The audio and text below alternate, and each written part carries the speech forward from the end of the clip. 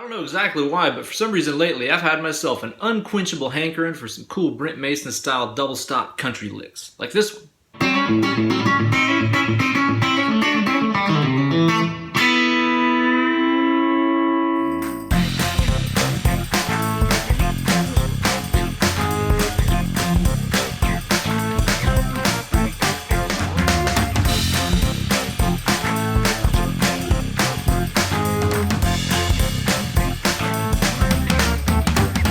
Children, and welcome to a brand new installment of Weekend Wankshop, here with your good buddy, Uncle Ben. You know guys, earlier this month I spent about a week in the studio with my big old green bass here, tracking some mighty fine country tunes with Dave Kennedy, Andy Wood, and Travis Toy of Rascal Flatts. And I'll tell you, ever since then I've had twang on the brain. So since then I've been trying to listen to guys like Brent Mason and absorb some of their powers and some of those cool double stop licks that those guys like to play over dominant chords. This is a cool lick I made up for you guys to practice on that uses sort of an A7 sort of tonality. You could use it over A major or any kind of A dominant chord that it sounded cool.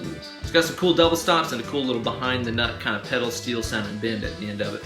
But before we dig into it, let's hear it again at stepdad speed.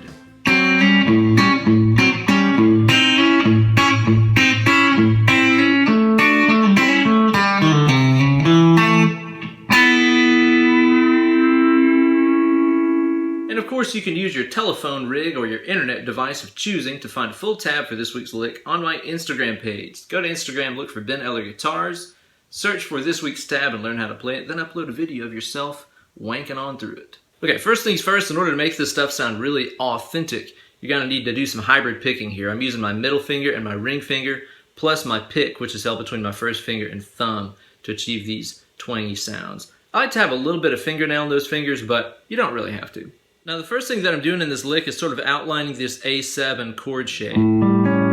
That's open A, that's the root note of the chord. 5th fret on the D string here, that's your flat 7 interval. 6th fret on the G, that's your 3rd. And the 5th fret on the B, that's your 5th of the chord. A lot of times country guys will even take a chord shape, just a physical chord shape like this, and play around with the intervals that are right beneath each one of those notes in the chord. That's exactly what I did at the start of this lick. So to begin with, I'm starting off here on the D string 4 and G string 5 with my 1st and 3rd fingers like this.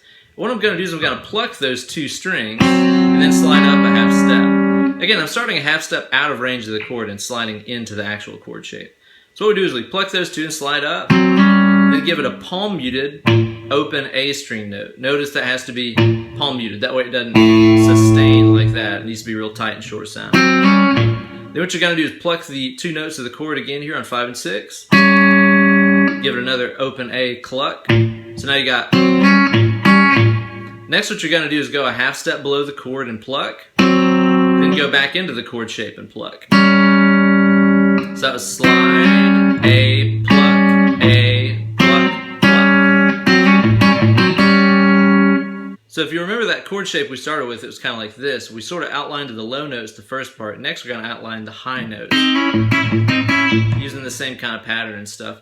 Now what I'm doing here is I'm starting off again outside of the chord shape by 1 fret. Starting off here on the 4th fret B and 5th fret G. And I'm going to give this the same treatment as I did the low parts. I'm going to pluck those, slide up a half step, cluck that A, pluck the chord shape, cluck on that A, and then you're going to go back down a half step, then back up half step, like that. So now you got this.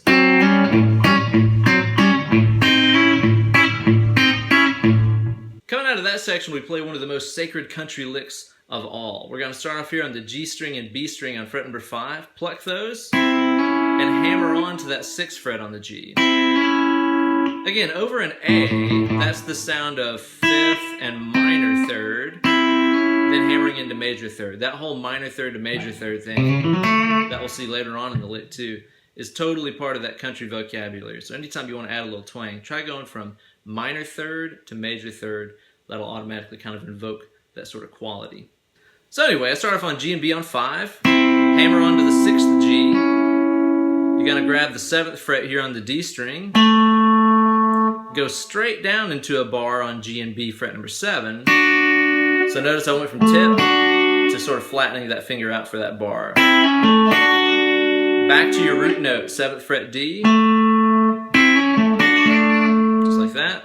Then what we're going to do after this is go back to that kind of 5th fret, hammer-on lick we played a second ago. So I'm plugging G and B on 5, hammering on to 6G. So now you got this. After that, play the 7th fret D string again. And then what we're going to do is to use the open G. Now the way I timed that is kind of like a little bit of a triplet feel. I'm going to play that again.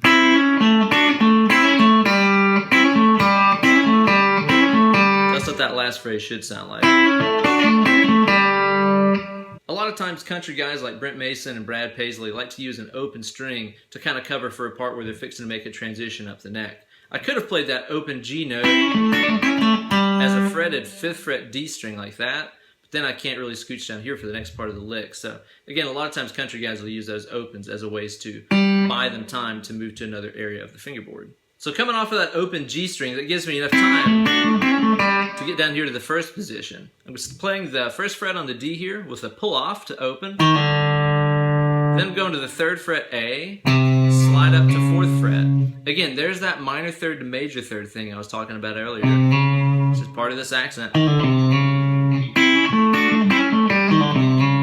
After this, you're going to play 2nd fret D, 2nd fret G.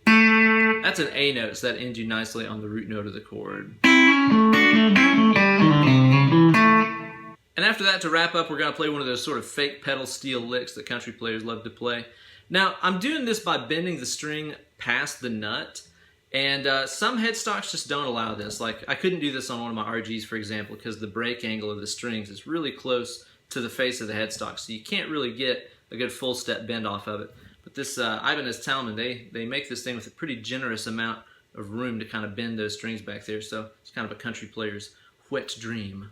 And if you're playing a guitar with a locking nut, this is just not going to happen. But what I'm doing here is I'm starting off by barring the 5th fret on the B string and E string, and I'm also grabbing the 4th fret on the G. Now to an A chord, this is root, 5th, and 9th, or 2nd you could call it, Now what I'm going to do is I'm going to take that 2nd, in other words the note that's on the G string, and I'm going to push it up a whole step by simply pushing down on the string past the nut back here. It takes a pretty strong amount of pressure, and you really got to use your ears to hear where you're landing on the right note.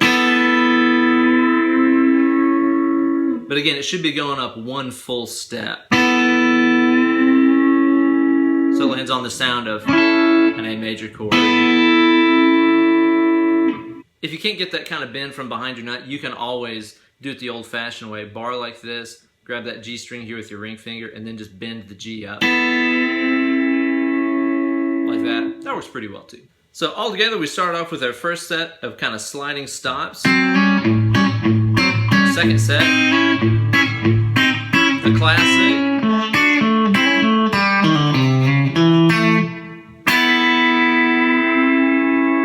So gristly. There you go, kids, a cool country lick to get you twanging around the old barnyard in no time. All that Dave Kennedy stuff I was talking about recording earlier is currently being finished up and mixed and all that jazz, but whenever it's done, I'll be sure to post it up all over social media so you can hear good old Dave sing his ass off a little bit and me play a little bass behind him. Thank you guys so much for watching. Be sure to like this video and subscribe to my channel. And you can follow me on Instagram and Twitter at BenEllerGuitars. If you'd like to find my Facebook fan page, you can go like that over at facebook.com/Uncle Ben Eller. And if you'd like to book some one-on-one Skype lessons with me, be sure to drop me an email, BenEllerGuitars@gmail.com. I'll get back to you as fast as I can. Thanks again, guys. Stay tuned for another cool lick next week. See you guys.